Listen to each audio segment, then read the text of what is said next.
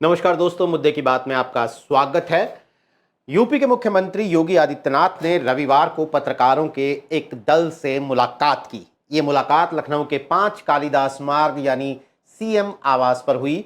यूं तो ये एक अनौपचारिक मुलाकात थी, लेकिन जब खबर नफीसों का कोई जत्था किसी नेता से मिल रहा हो तो समसामयिक विषय बीच में आ ही जाते हैं, लाजमी बात है। लेकिन वो क्या विषय थे, क्या बातें हुई, ये जानने के लिए हमारे साथ हैं लखनऊ से हमारे ब्यूरो चीफ और एडिटर कुमार अभिषेक। कुमार, तो सबसे पहले तो यही सवाल है, बड़ी जिज्ञासा भी है। सीएम यूं तो मिलते रहते हैं पत्रकारों से, जो मैंने देखा सुना है, लेकिन ये जो ताज़ा मुलाकात हुई है, क्या बातें थी, क्या मुद्दा था? देखिए नीरज, मुख्यमंत्री योगी आदित्यनाथ अ, अमूमन साल में एक बार या कभी कभी जब चुनाव का वक्त होता है तो 2 बार इस तरीके का डिनर हमेशा वो यहाँ के जो चुनिंदा पत्रकार हैं, जो वरिष्ठ हैं, खास करके हर अखबार के एडिटर और टीवी के जो हेड होते हैं, उनके साथ उनका एक डिनर कार्यक्रम होता है। तो ये नया नहीं है। पिछले 8 सालों में हम लोगों ने कम से कम 10-12 ऐसे डिनर अटेंड किए हैं। तो इसी क्रम में ये मुलाकात थी और इसको कलम के सिपाहियों के लिए आम की मिठास ये नाम दिया गया था कि आम का वक्त है। अब तो खैर आम का सीजन जा रहा है, लेकिन उन्होंने आम के इस मिठास के लिए तमाम लोगों को बुलाया था। लेकिन ये तो एक थीम जैसी बात है। लेकिन सभी लोग जब जुटे तो चर्चा निश्चित तौर पर ये थी कि भाई मुख्यमंत्री ने बुलाया है, बहुत सारी चीजें अभी होने वाली हैं, बीजेपी के भीतर क्या होने वाला है, विपक्ष को लेकर के क्या है। लेकिन आ, ये जो मीटिंग थी इससे बहुत कुछ चीजें पता चलती हैं। बॉडी लैंग्वेज क्या है मुख्यमंत्री का, वो कितने सहज हैं, वो आखिर क्या अपने संदेश देना चाहते हैं। अगर देखा जाए तो बहुत सारी चीजें नई भी हुई हैं। जैसे मुख्यमंत्री के साथ जो उनकी सूचना की टीम है, वो अब बिल्कुल नई टीम उनकी आ गई। नए सूचना डायरेक्टर थे, नए डिजिटल डायरेक्टर थे। तो इस तरह की चीजें भी थी। तो एक तरीके से इस मुलाकात को बिल्कुल नए तरीके से देखने का मुझे लगता है कि ये वक्त था, और उसी तरीके से ये मीटिंग भी हुई। हालांकि करीब 10 दिन पहले इसे प्लान किया गया था, लेकिन किसी वजहों से, खास करके संगठन मंत्री के माता जी के देहांत की वजह से ये टला और कल ये हुआ है। तो लगभग सभी अखबार, सभी टेलीविजन और सभी जो ऐसे पत्रकार जो मुख्यमंत्री को कवर करते रहे हैं, जो सरकार और विपक्ष के बड़े नेताओं को कवर करते हैं, वो तमाम लोग मौजूद थे। और संख्या भी तकरीबन मुझे लगता है 40 के आसपास संख्या भी पत्रकारों की थी जो उस डिनर का हिस्सा थे। और मुख्यमंत्री ने भी बड़ी बेतकल्लुफी से तकरीबन 2 घंटे तक, पौने 2 घंटे तक साथ रहे और बहुत सारी बातें, बहुत सारी चर्चाएं होती रही। तो जितना अगर लोग ये सोच रहे हैं कि बहुत कोई पॉलिटिकल चर्चा हुई, तो हम्म। उसमें थोड़ी मायूसी होगी, लेकिन चर्चा खूब हुई। धीरज। हम्म। नहीं, लेकिन बिल्कुल सही बात है, जब वो एक अनौपचारिक मीटिंग थी, क्योंकि औपचारिक बैठकें और बाकी चीज़ें तो होती ही रहती हैं। लेकिन फिर भी बहुत सारे मुद्दे इन दिनों चल रहे हैं। चूंकि पत्रकारों को भी के अंदर भी एक जिसे कहते हैं ना, एक कुदरती एक इंस्टिंक्ट होता है कि फलानी चीज़ पर एक सवाल पूछ लिया जाए या कोई और ढिकानी इन्फॉर्मेशन निकाल ली जाए। तो मैं समझता हूँ वो ज़रूर हुआ होगा, लेकिन अनौपचारिक थी तो आप उसे ज़्यादा बताएंगे नहीं। लेकिन फिर भी जैसे स्कूल मर्जर जैसा विषय आजकल चल रहा है, विपक्ष ने काफ़ी ज़्यादा फ्रंट फुट पर चीज़ें ली हुई हैं, या फिर और भी विषय हैं, कोई समसामयिक विषय जिस पर आपको कुछ समझ में आया हो कि आखिर सरकार, हमें शायद लग रहा हो बाहर से कि बैक फुट पे है, लेकिन आपको लगा हो कि नहीं ऐसा नहीं है, या हमें लग रहा हो सरकार फ्रंट फुट पे है, कुछ कुछ जिसे कहते हैं कि कॉन्टेम्परेरी इश्यूज। नीरज, देखिए, सबके दिमाग में चर्चा तो पॉलिटिकल थी कि भाई कुछ ना कुछ ऐसी राजनीतिक बातें हों जो कि इस वक्त, चूंकि उत्तर प्रदेश में बहुत तरह की चर्चाएं चल रही हैं कि मंत्रिमंडल में विस्तार होना है, बड़े बड़े बदलाव होने हैं, इसे लेकर के मुख्यमंत्री क्या हमारे साथ साझा कर सकते हैं, क्या उनके पास जानकारी है। तो कल जो मैंने नोटिस किया उसमें एक चीज तो मुझे दिखा कि पॉलिटिकल मामलों को लेकर मुख्यमंत्री एक तरीके से ज्यादातर उन्होंने चुप्पी ही साध रखी। उनसे सवाल भी हालांकि बहुत ज्यादा नहीं हुए, कोशिश हुई 1-2 सवाल करने की, लेकिन इस पर उन्होंने इस वक्त मुझे लगता है कि कुछ खास उन्होंने बताया। हाँ, जरूर जब हम लोग उनके साथ डिनर के टेबल पर अलग से जब बैठे थे तो एक वरिष्ठ पत्रकार ने उनसे पूछा, एडिटर ने, कि ये बताइए कि आप गए तो क्या प्रदेश अध्यक्ष को लेकर के आपसे चर्चा हुई तो उन्होंने हंसते हुए कहा, ये सब चर्चा तो होती ही है, जाऊंगा तो तो कहने का मतलब आप उसी में से जो चीजें ढूंढ सकते हैं अपने लिए आप ढूंढ लें। हम लोगों को भी जो जानकारी मिली थी कि ये जो मीटिंग हुई थी दिल्ली में उनकी 3 बैक टू बैक, उसका जो मुख्य एजेंडा था वो उत्तर प्रदेश में संगठन और खास करके प्रदेश अध्यक्ष को लेकर के था, तो वो चीजें एक उसमें से क्लियर हुई। उसी तरीके से जब वो प्रधानमंत्री से मिलने गए तो उनके हाथ में एक फाइल थी, उस फाइल को लेकर के भी पूछा गया कि आप जब प्रधानमंत्री के साथ मिले तो उस फाइल में क्या था, बड़ी उत्सुकता थी।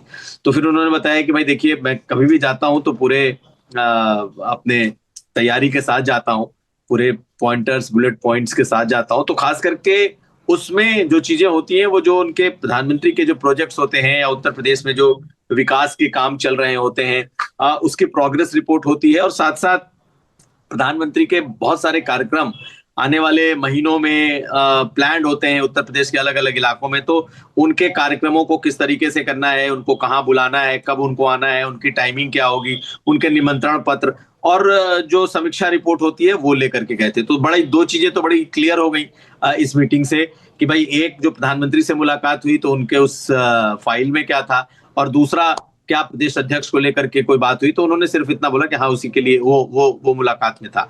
लेकिन बाकी चीजें कि क्या बदलेगा, क्या मंत्रिमंडल विस्तार होगा, ये भी पूछा गया, लेकिन मुख्यमंत्री योगी आदित्यनाथ ने इस पर बहुत ज्यादा इसको एक तरीके से इग्नोर ही किया उन्होंने इस सवाल को। तो बहुत पॉलिटिकल वो कल नहीं हुए। ये जरूर है कि जो ऐसी समसामयिक चीजें जो कि इस वक्त या तो सरकार को विपक्ष उस मुद्दे पर घेर रहा है या फिर सरकार उसको लेकर के थोड़ी परेशान है, उस पर उन्होंने चर्चा की। मुख्य चर्चा वैसे अगर देखा जाए तो मुख्यमंत्री पूरे टाइम बेहद सहज थे, हंसते मुस्कुराते लोगों से बात कर रहे थे। शुरुआत में तो बहुत खेती बाड़ी पर इतनी बात हो गई कि लगा कि पूरा का पूरी बातचीत जो है वो खेती बाड़ी पे ही चली जाएगी। किस तरीके से आम उत्तर प्रदेश में और खास करके लखनऊ में आम का उत्पादन इतना बढ़ गया है, तरह तरह के किस्म किस्म के आमों पर चर्चा हो गई। ड्रैगन फ्रूट्स उत्तर प्रदेश में कहाँ कितने किसान जो हैं वो किस तरीके से उसकी खेती कर रहे हैं, बुंदेलखंड और पश्चिम में कौन सी खेती हो रही है, सरकार को कितने लाख मीट्रिक टन गेहूं की जरूरत थी, कैसे कैसे उसे पूरा किया गया है। पूर्वांचल में गेहूं की जगह उन्होंने चावल दिया, पश्चिम में उन्होंने चावल की जगह गेहूं दिया क्योंकि लोगों की पसंद है, जो पीडीएस का सिस्टम है। तो ये तमाम बातें बहुत देर तक होती रही, बर्मी कंपोस्ट जैसी चीजों पर। कहने का मतलब है कि उनके साथ जो अनौपचारिक बातचीत पत्रकारों की रही उसमें पॉलिटिकल बातचीत बहुत कम हुई, और चूंकि आम और कलम के सिपाहियों के लिए आम की मिठास इसका थीम था, तो वो खेती बाड़ी और उसी पर बहुत लंबी चर्चा छिड़ गई। लेकिन सभी पत्रकार थोड़े असहज हो रहे थे कि भाई ये चर्चा तो ठीक है लेकिन साथ साथ पॉलिटिकल चर्चा भी तो हो। तो जो बातें निकल करके आई पॉलिटिकल, वो काम की बात इतनी ही निकली। हाँ ये जरूर है कि 2-3 बातों पर उनका खास जोर बहुत, जिस पर वो काफी देर तक उन्होंने जो बातें कही, उसमें एक जो बिजली की समस्या है इस वक्त वो, और दूसरा जो स्कूल का मर्जर है वो, इस पर उनके अपने विचार थे। और उनका कहना है कि भाई बिजली की स्थिति जो है वो आने वाले समय में जिस तरीके से उत्तर प्रदेश सरकार को 55,000 करोड़ का अनुदान देना पड़ रहा है बिजली की को सिर्फ चलाने के लिए, यानी कि तमाम खर्चों के बाद 55,000 करोड़ सरकार अलग से देती है ताकि 24 घंटे बिजली, 22 घंटे बिजली लोगों को मिल सके। ये एक बहुत बड़ा खर्चा है। और बोले कि अगर उत्तराखंड को देखेंगे तो 40 से 50,000 करोड़ का उनका कुल बजट है, और अकेले अनुदान के तौर पर उत्तर प्रदेश सरकार 55,000 करोड़ देती है। 75,000 करोड़ अगर इसी रफ्तार से अगर चलता रहा, अगर लाइन लॉस इसी तरीके से होता रहा, डिस्ट्रीब्यूशन में बिजली का लॉस होता रहा, स्मार्ट मीटर नहीं लगे, लोगों ने अपने जितने बिजली खर्च किए अगर उसके पैसे नहीं दिए तो बहुत बुरी स्थिति हो जाएगी, बहुत घाटे में चले जाएंगे। तो उनका इशारा दूसरी तरफ भी था कि जिस तरीके से अलग अलग कंपनियां उत्तर प्रदेश में बिजली को मैनेज कर रही हैं, खास करके आगरा में बिजली प्राइवेट हाथों में है, नोएडा में बिजली प्राइवेट हाथों में है, तो इस तरीके से आगे बढ़ना होगा। हालांकि इस पर उन्होंने बड़ा क्लैरिटी से कुछ कहा नहीं कि कब होगा या नहीं होगा। एक बात जरूर उन्होंने कही कि बिजली बिल बहुत बढ़ाने के वो मूड में नहीं है, उनके पूरे कार्यकाल में एक पैसा भी बिजली बिल नहीं बढ़ा है, तो उन्हें नहीं लगता है कि वो बिजली बिल बढ़ाएंगे। तो बाकी तो बार बार नियामक के सामने ये आता है कि भाई बिजली का बिल इतना फीसदी बढ़ जाना चाहिए, 1.5 गुना 2 गुना, लेकिन मुख्यमंत्री इस बात से सहमत नहीं दिखे। उनका था कि जो लोड है सरकार अभी ले रही है और इसके सुधार जो है वो अलग तरीके से जो सुधार हैं उस सुधार को करने की कोशिश कर रही है। लेकिन इसके अलावा जो बातें हैं वो ये कि स्कूल मर्जर को लेकर के उनका बड़ा अपना एक खास नजरिया दिखाई दिया, नीरज। और स्कूल स्कूल मर्जर पर उनका कहना था कि भाई लोग इसको बेशक अपनी सियासत से जोड़ रहे हो, कोई कोई इसको अपनी पीडीए पाठशाला चलाए, किसी को लगता है कि इसमें उसको बहुत सियासी फायदा मिल जाएगा, लेकिन स्कूल में अगर हम बच्चों को शिक्षा में अगर हम गुणवत्ता नहीं दे पाए तो फिर इस स्कूल का कोई मतलब नहीं है, क्योंकि ये प्राथमिक स्कूल है, कक्षा 1 से लेकर 5 तक है, और 28,000 ऐसे स्कूल हैं जहां पर न तो शिक्षक हैं, अगर शिक्षक हैं भी तो कोई एक शिक्षक है। बोली कि बताइए कि एक शिक्षक से एक स्कूल चल पाएगा, एक शिक्षक या एक शिक्षा मित्र से, और आसपास के लोग स्कूल को ही मर्ज किया गया है। कोई भी जो स्कूल जो दूसरा मर्ज किया जा रहा है वो 500 मीटर से ज्यादा की दूरी 500 मीटर से ज्यादा की दूरी उसमें नहीं रखी गई है। हालांकि ये अब रियलिटी चेक की बात है कि क्या सचमुच 500 मीटर 50 मीटर से 500 मीटर उन्होंने कहा, लेकिन क्या इतनी दूर में ही ये मर्जर है या फिर कई कई किलोमीटर तक दूर जा रहा है ये मर्ज होने के लिए। तो ये एक बात थी, लेकिन उनका कहना है कि स्कूल बंद नहीं होंगे, जो हमारा एग्जिस्टिंग इंफ्रास्ट्रक्चर स्कूल का वो स्कूलों का रहेगा, उसमें प्ले स्कूल खोले जाएंगे, क्वालिटी स्कूल होंगे। और प्ले स्कूल खोलने का मतलब ये है कि वो जो बच्चे जो माल न्यूट्रिशन बच्चे हैं, जिनको की कुपोषण के शिकार हैं, वो बच्चे जब स्कूल में पढ़ते हैं तो उनको मानसिक और शारीरिक तौर पर वो उतने स्वस्थ नहीं होते। ऐसे में हम इन स्कूलों को एक प्ले स्कूल जैसा, लेकिन प्ले स्कूल में खेलने से कहीं ज्यादा उनके पोषण पर हमारा जोर होगा कि जो बच्चे 3 साल से 5 साल तक के बच्चे आ रहे हैं, 6 साल तक के बच्चे उसमें आ रहे हैं, उनको पूरा पोषित किया जाए, उनको भरपूर ऐसा खाना दिया जाए ताकि उनके जो आने वाले जो समय है, उनको आने वाला जो वर्ष है, कम से कम दिमागी तौर पर, शारीरिक रूप पर बच्चे स्वस्थ रहें। तो उनके दिमाग में ये आइडिया है कि 28,000 स्कूल जो हैं, जो किसी भी तरीके से चल रहे हैं, कहीं शिक्षा मित्र के भरोसे चल रहा है, कहीं एक शिक्षक चला रहा है, और कहीं ऐसा है, उन्होंने लखनऊ के का एक उदाहरण दिया कि एक स्कूल है जिसमें बच्चे कम है, टीचर ज्यादा थे, 23 टीचर थे उसमें और बच्चे उसके अनुपात में बहुत कम थे। तो बोले कि ये एक तरीके का ऐसा करना है ताकि शिक्षक और जो स्टूडेंट्स का अनुपात हो वो भी ठीक हो जाए, और जो ये हमारे पास इंफ्रास्ट्रक्चर है 28,000 स्कूलों का, इसको हम बच्चों के जो एकदम से छोटे बच्चे हैं, 3 साल 4 साल के बच्चे जो प्ले स्कूल में आते हैं, उनके लिए हम सेंटर ऑफ एक्सेलेंस बनाएं और उनके लिए हम इतनी सुविधाएं दें ग्रामीण में कि वो बच्चे वहां पर आए, ऐसे ऐसे उनको फूड और खाना दिया जाए ताकि उन बच्चों का जो भविष्य है शारीरिक और मानसिक तौर पर वो विकसित हो सके। तो फिलहाल मुझे वो अपने उस एजेंडे से हटते हुए नहीं दिखाई दे रहे। उनका कहना था कि सरकार इस पर बढ़ी है, सरकार इसको आगे लेकर के चलेगी, लेकिन उनको ये मालूम है कि इस पर पॉलिटिक्स खूब होगी। और वो इस बात का जिक्र भी कर रहे थे कि मैंने देखा कई चैनलों पर, कई न्यूज में भी देखा कि इसके जो नेगेटिव पक्ष है उसको ही उभारा जा रहा है। जो हमारी सोच है या जो सरकार सोच रही है उन स्कूलों को लेकर, बच्चों को लेकर के, उस पर ज्यादा फोकस नहीं दिखाई दिया है। ये बिल्कुल। तो चलिए आप इससे जुड़ी हुई पॉलिटिक्स पर ही आते हैं, अगले मुद्दे पर आते हैं कि अखिलेश यादव के, समाजवादी पार्टी के अध्यक्ष अखिलेश यादव के आह्वान पर सपा नेताओं ने पीडीए पाठशालाएं शुरू कर दी हैं। अब कहीं से कोई स्कूल खत्म हो रहा है, कहीं और जाके मर्जर हो रहा है, तो बच्चे तो वहां सबके पढ़ते होंगे, लेकिन अखिलेश यहां भी पीडीए की धार ही चमका रहे हैं, क्यों? देखिए, निश्चित तौर पर ये एक ऐसा मुद्दा है जो कि अखिलेश यादव को लगता है कि ये सीधे गरीबों से जुड़ा है। देखिए, ये जो प्राथमिक स्कूल है, यहाँ पे कौन जाता है? गांव के, कस्बे के, बस्ती के वो बच्चे जाते हैं जो प्राइवेट स्कूल शायद अफोर्ड नहीं कर पाते, और गांव में ये स्कूल एक शुरुआती स्कूल के तौर पर होता है। तो लोग गांव में ही स्कूल ढूंढते हैं कि हमारे गांव में जो सबसे नियरेस्ट है बच्चे, उसमें कम से कम जाना शुरू कर दें, एक उनकी हैबिट लग जाए, वो जो भी पढ़ाते हैं टीचर वो पढ़ाना शुरू कर दें। तो उससे हर माँ बाप जुड़ता है, और खास करके जो गरीब बच्चे हैं, जो अनुसूचित बिरादरी से हैं, जो शेड्यूल ट्राइब्स के बच्चे हैं, जो ओबीसी हैं, जिनकी आमदनी बहुत ज्यादा नहीं है, लेकिन उनके बच्चे जाते हैं। अगर आप देखेंगे सरकारी स्कूलों में, सरकार के जो स्कूल है उसमें वो बच्चे ज्यादा होते हैं जो गरीब परिवार से आते हैं, निम्न मध्यम वर्ग से आते हैं, ऐसे बच्चे उसमें पढ़ते हैं। और उन गांवों में, उन स्कूलों में, उन इलाकों में यही स्कूल उनके शुरुआती कह सकते हैं कि शिक्षा का सहारा होते हैं। ये बात सही है कि सरकार ने मर्जर का किया है और उसकी अपनी एक सोच है कि सिर्फ स्कूल भेज देने से कुछ नहीं होगा। उनको अच्छा पोषण मिलना चाहिए, उनको अच्छा खाना मिलना चाहिए और एक अच्छा इन्वायरमेंट मिलना चाहिए। इसलिए उन्होंने सिर्फ पहली कक्षा के नीचे के लिए उन्होंने इस 28,000 स्कूलों को रखा है कि उसके पहले की तैयारी इसमें कराई जाए। तो ये एक अच्छी सोच हो सकती है, उसको एक अच्छे तरीके से विकसित करने की सोच हो सकती है।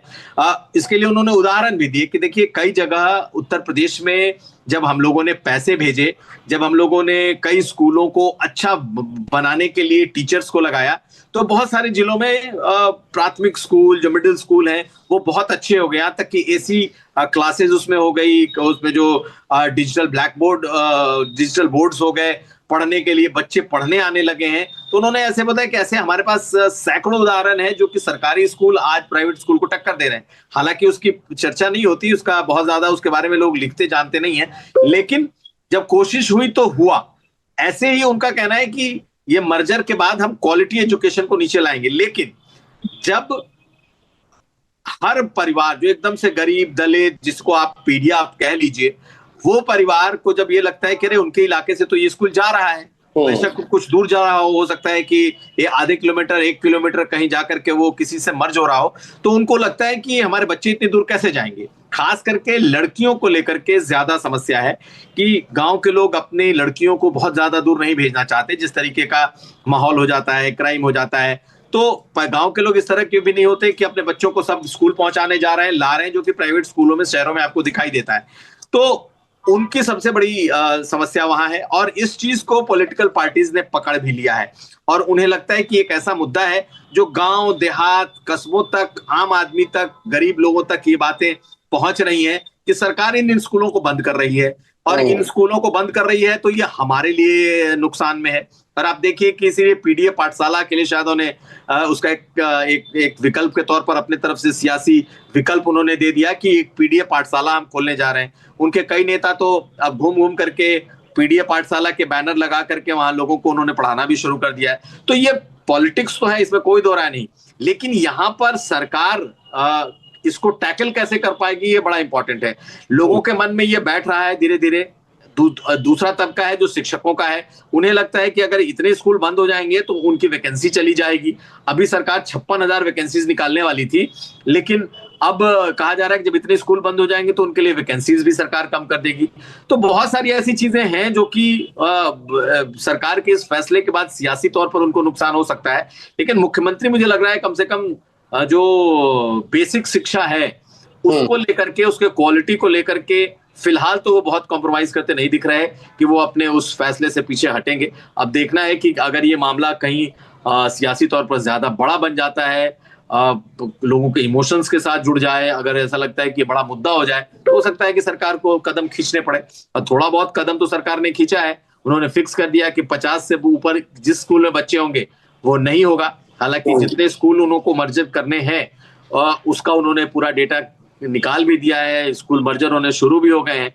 तो अब ये सरकार के लिए भी यहाँ से लौटना बहुत मुश्किल है। अब देखना है कि इसका वो पॉलिटिकल जो नुकसान उनको दिख रहा है उसको वो कैसे उसकी भरपाई करते हैं। बिल्कुल। आपने भी बिजली के मुद्दे की बात की, लेकिन हम इसके जो इसका जो एक अगेन पॉलिटिकल पहलू है उस पर आते हैं कि बिजली मंत्री ए के शर्मा बड़ी चर्चा में हैं। उनके ऑफिस के ट्विटर हैंडल पर कुछ ट्वीट्स आते हैं जो आजकल काफ़ी डिस्कस हो रहे हैं। उसमें दलील है कि विभाग के कुछ कर्मचारियों ने मिलकर मंत्री जी की सुपारी ले रखी है। क्या मामला है ये सारा? देखिए, ए के शर्मा की पहचान एक ब्यूरोक्रेट की थी। मुख्यमंत्री प्रधानमंत्री के कार्यालय में उन्होंने पीएम के साथ काम किया था, अपराइट माने जाते रहे पूरे अपने करियर में। यहाँ आए तो उनका जो अपना मिजाज था वो एक ब्यूरोक्रेट वाला ही मिजाज है और उनको जो विभाग मिला है वो एक ऐसा विभाग है, उस विभाग में कोई भी काम आप सिर्फ सीधा चल के डांट फटकार के या फिर अपनी बात से नहीं मनवा सकते। इतना बड़ा विभाग है, सबसे ज्यादा अगर यूनियन है, सबसे ज्यादा नेतागिरी है, तो आप देखेंगे तो इन विभागों में अच्छी खासी है और उसी की तरफ उन्होंने इशारा किया है। अब ऐसा है कि बिजली एक ऐसी चीज है कि अगर बिजली में कोई थोड़ा भी सैबोटाज कर दे, कोई चाहे बदमाशी कर देना कि भाई हमको इस इलाके के बिजली इस इलाके के लोगों को परेशान कर देना है, मान लीजिए, तो बड़ा आसान है अगर कोई भी उसका कोई अधिकारी कर्मचारी अगर इसमें इन्वॉल्व हो जाए तो वो परेशान कर सकता है।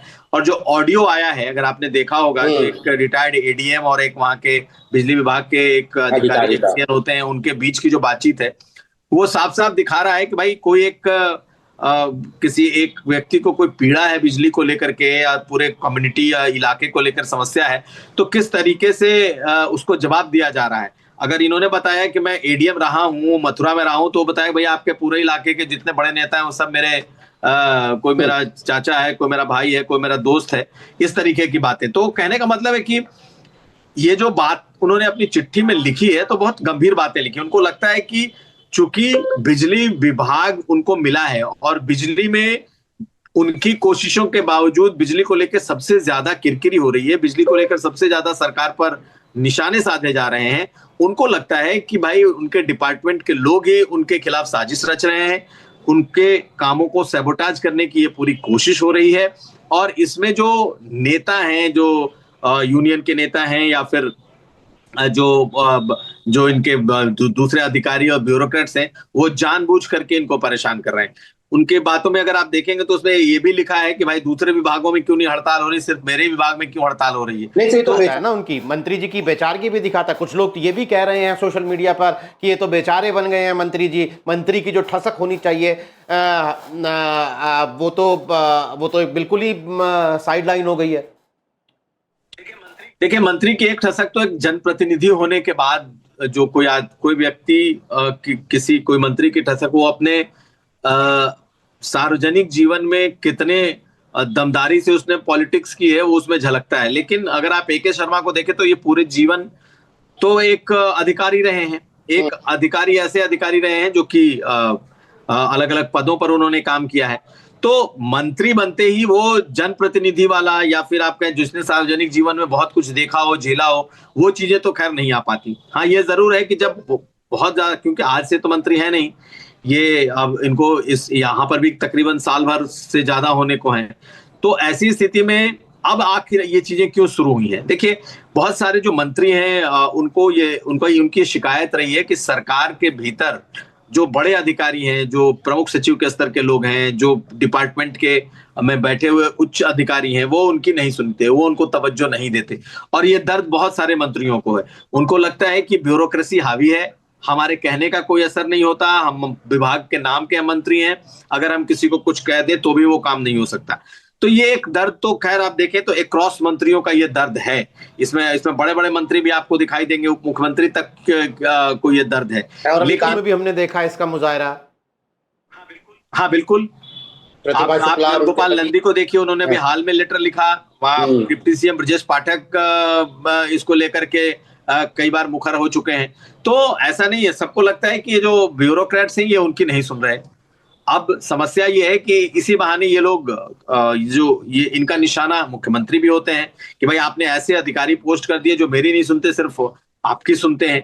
तो कहीं ना कहीं इस पूरे विवाद में अगर आप देखेंगे तो इस बात की ओर इशारा है कि उनकी नहीं चल रही, सिर्फ अधिकारी सिर्फ ऊपर की सुनते हैं, नीचे मंत्री को कोई वैल्यू नहीं मिलती। ये बात इनकी चिट्ठी से भी जाहिर होता है, और ये कई मायनों में दिखाई भी देता है कि भाई बहुत सारे मंत्री बहुत लाचार हैं, बेचारे हैं, उनकी तो कोई सुनता भी नहीं है। तो अब ये एक नए तरीके का एक फ्रंट खुला हुआ है। मुझे लगता है कि उत्तर प्रदेश के कई मंत्री इस तरीके से बार बार अपनी शिकायत पहुंचाते रहे हैं, यहां से लेकर के दिल्ली तक।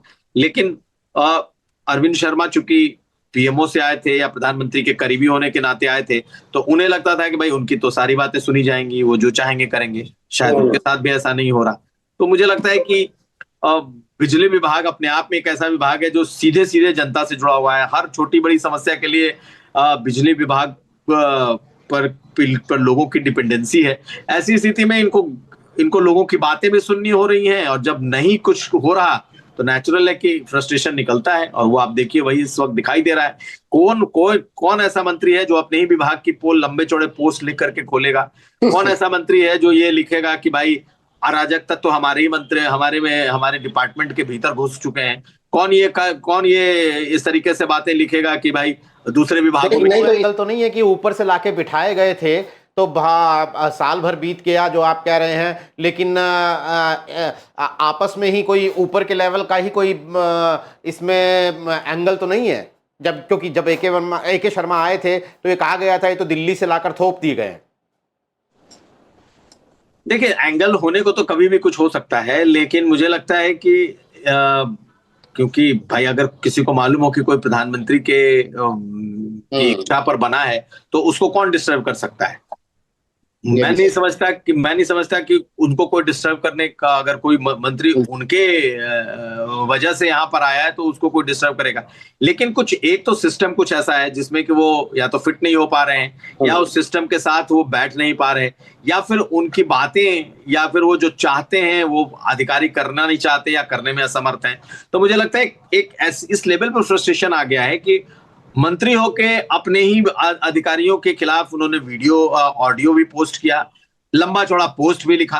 तो कहीं ना कहीं वो लाचार हो चुके हैं, और इसका इम्पैक्ट क्या होगा ये बड़ा इंपॉर्टेंट है कि भाई देखिए, अगर इस तरीके से चीजें होती रही तो आखिर ये सब बातें बीजेपी में ऊपर नीचे चारों तरफ जाती हैं, ऊपर तक जाती हैं, तो क्या ये किसी लार्जर कॉन्स्पिरेसी का हिस्सा है? क्या इसको आगे किसी दूसरे पॉलिटिकल घटनाओं से जोड़ करके देखा जा सकता है? तो ये तो अब कहने वाली बात है, लेकिन उनके इस एक कह सकते हैं कि विद्रोह ने ये दिखा दिया है कि भाई मंत्रिमंडल में मंत्री बन के तो बैठे हैं बहुत सारे लोग, लेकिन उनके भीतर जो एक फ्रस्ट्रेशन है वो बहुत इस वक्त बढ़ा हुआ है। चलिए, एक मुद्दा और जो पिछले एक हफ्ते के दौरान सुर्खियों में रहा, वो दिल्ली में अखिलेश यादव का एक मस्जिद में जाना, जिसके मौलवी उनकी पार्टी के सांसद हैं, और उसके बाद मुस्लिम समाज का ही एक हिस्सा उनके ऊपर फायर है कि उन्होंने जाकर वहाँ पर जो है वो धर्म के खिलाफ काम कर दिया।